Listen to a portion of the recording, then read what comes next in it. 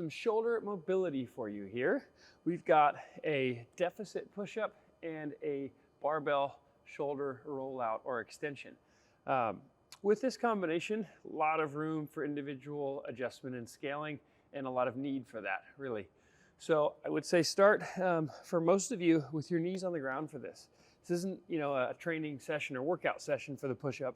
We're trying to utilize the push-up to gain new range of motion and control, right? So we want to make sure there's not too much load where we're not just hanging on for dear life. So for a lot of you, we'll start on the knees. Make sure that you can both protract fully, right? If you're on your knees and you're at a raised up surface, like right now, I can't get a full protraction quite there with any load, right? So I need to go a little lower. If I was gonna do it from my knees, if I was gonna do it from my feet, this would have been fine. Now I can get, there we go, a little more load, and I can fully protract. And then as I go down, guys, I'm gonna keep my stomach super tight, my butt nice and tight, and I'm gonna try and keep my elbow stacked over the wrist, and then get into a nice deep stretch through the pecs and triceps. If this is not enough depth, increase it. We can use parallel bars, whatever you have available.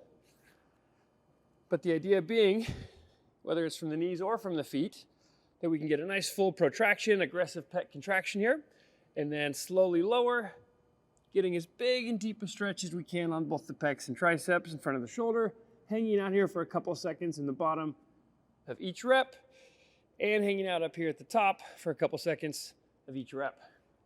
You might only need 2 or 3 of those. Some of you might want to do more like 5, but the idea is really slow and controlled repetitions, getting a nice thorough contraction at the top and a really controlled deep stretch in the bottom.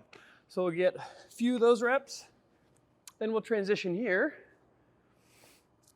Grip width is something where you'll start fairly wide and then work your way in over time.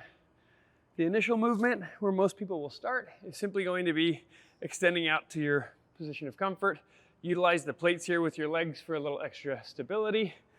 And then while keeping the stomach super tight, try to pull those shoulder blades back and retract them as hard as you can and push down into the bar.